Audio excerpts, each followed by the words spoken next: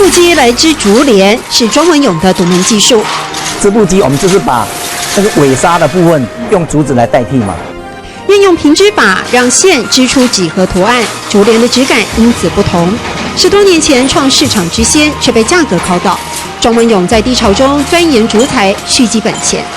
有些帮我代工的人，我就看到有问题，我就帮他调机器。因为我看到东西，我就知道你问题出在哪边。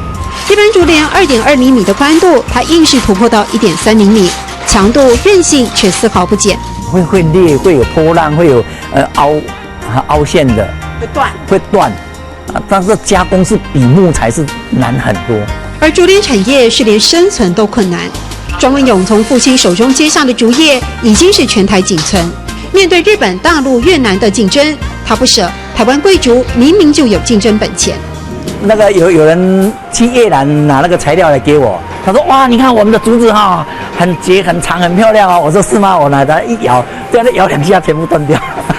能够机器来代替手工的话，这个生产量才会提高啊，价钱才会降低，我们才有竞争力。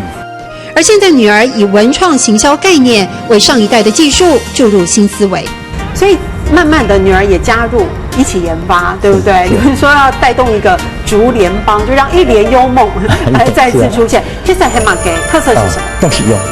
动使用哦，这是海陆腔的事情，我们说董事用，很实用。